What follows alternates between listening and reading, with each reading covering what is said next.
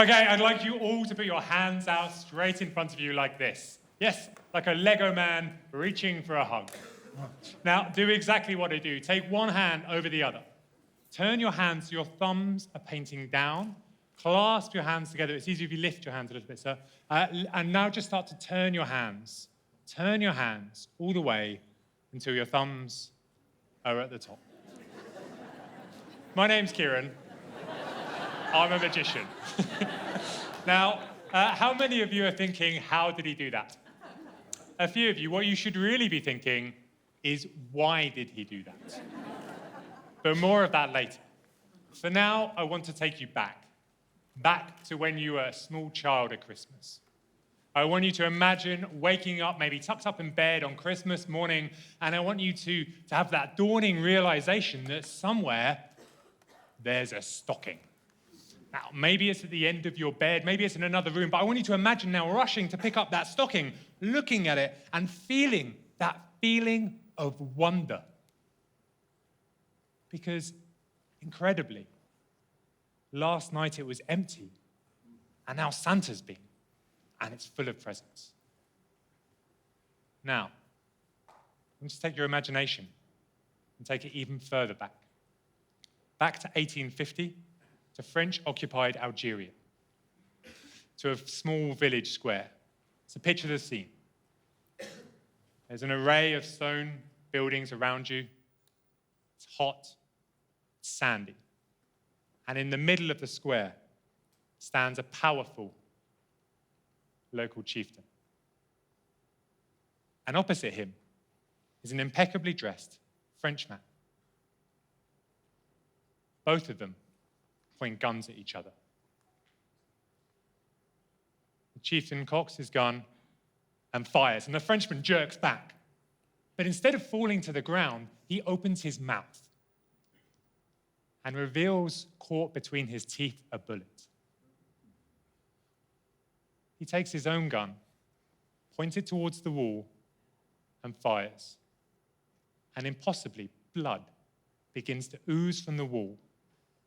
Both the chieftain and the local villagers recoil in fear.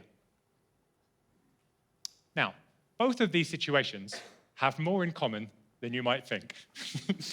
In both of them, people are being lied to, albeit for very different reasons. But both also give us the secret of how to lie and to influence people. And that is to use magic. Now, to explain this, I'll have to let you in on a secret. The secret of every magic trick.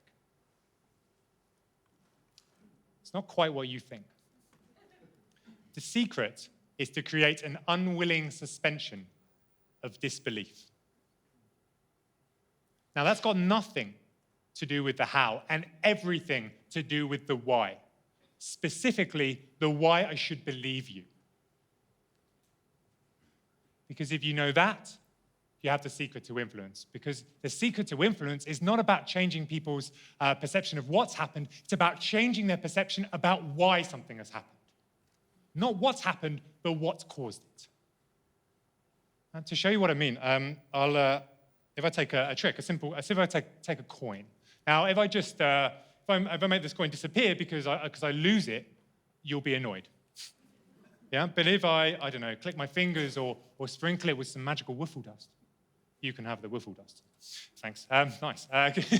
And then make it vanish. You'll be more impressed. You might even give me some more money to do it again. And incidentally, if you do feel that way and you see me in the bar afterwards, I can also do this for £50 notes. But wiffle dust or magical gestures, they're not very convincing whys. They're not whys that change how you see the world, how you see the world working.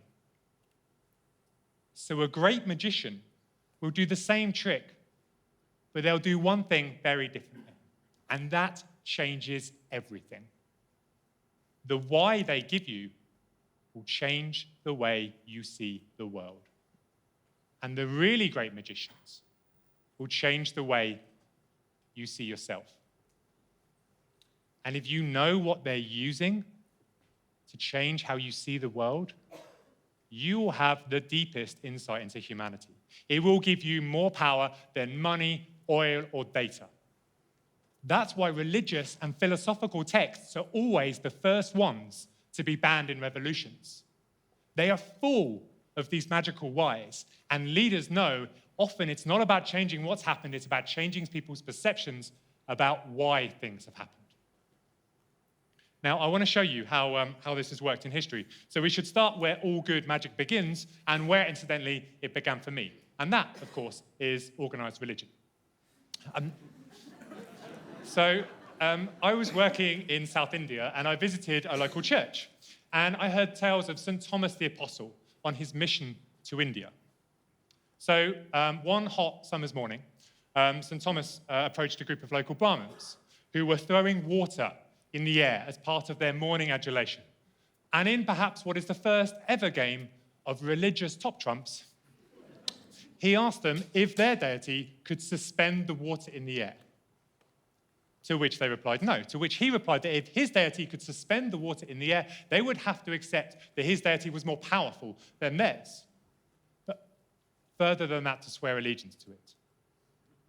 Now, we're a long way from taps and from sanitation, and clean water is in short supply. It is an incredibly valuable thing for anyone to have power over.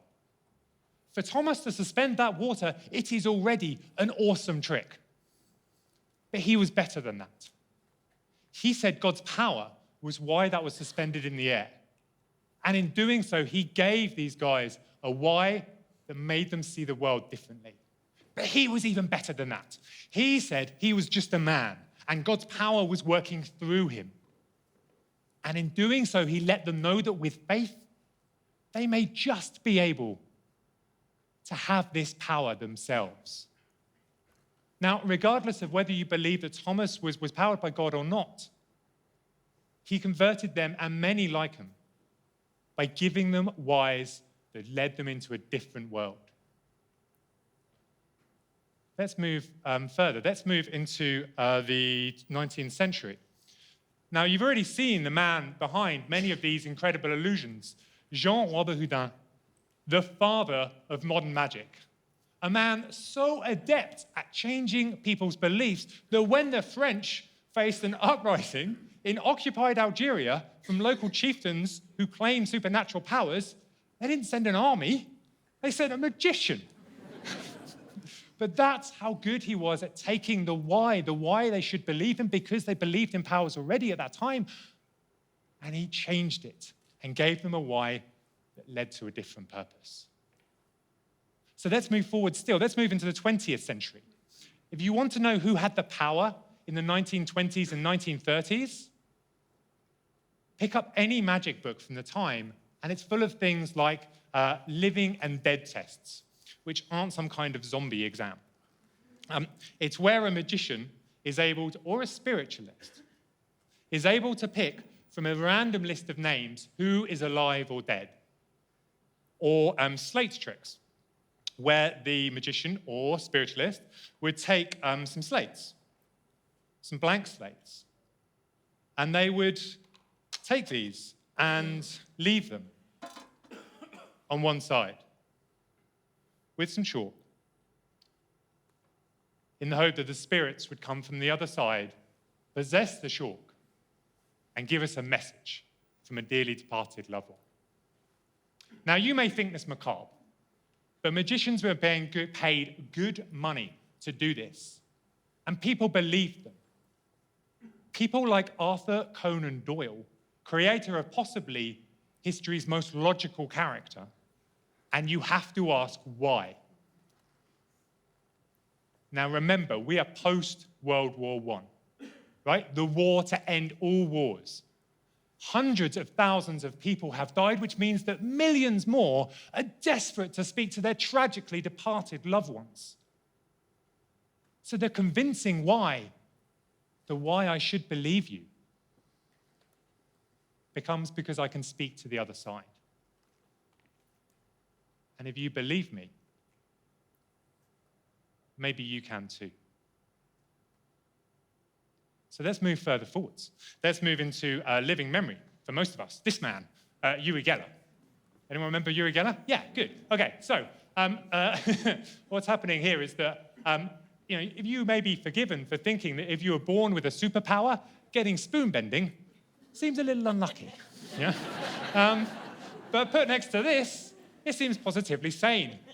This is actually a very talented and distinguished scientist, Dr. Joseph Ryan, who dedicated his life to investigating psychic research. And this is how far this man was prepared to go. This is this man attempting to psychically communicate with a dog.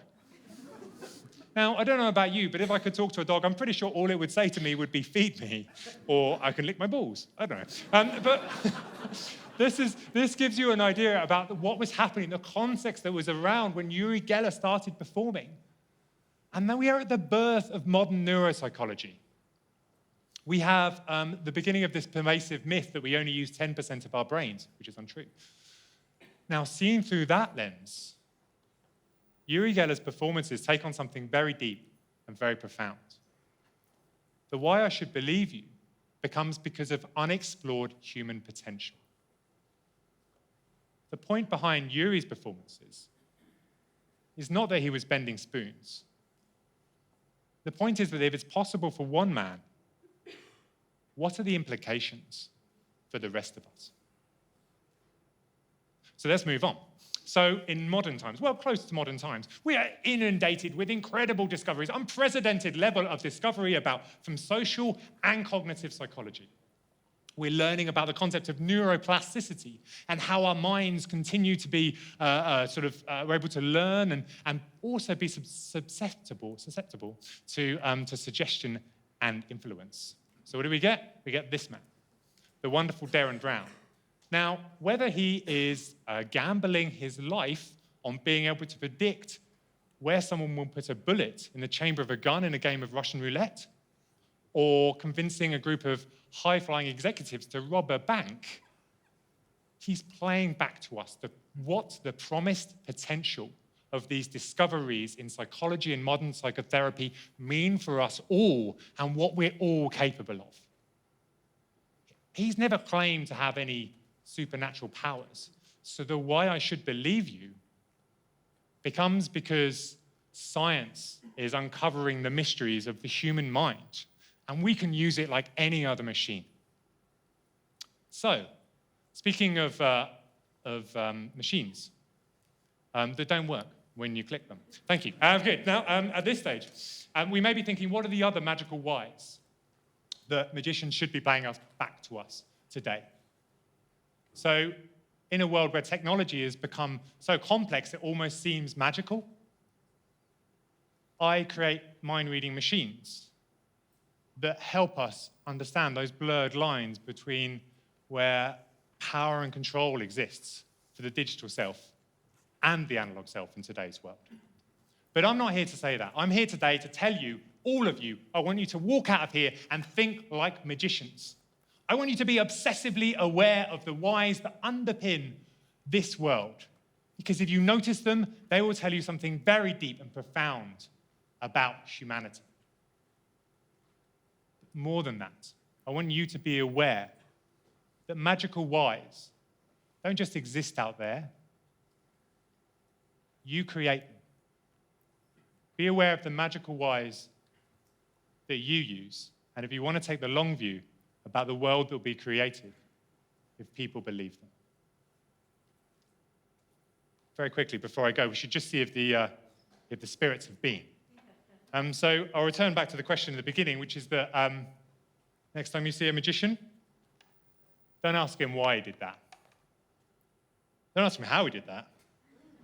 Ask him why he did that. I guarantee you'll have a much more interesting conversation.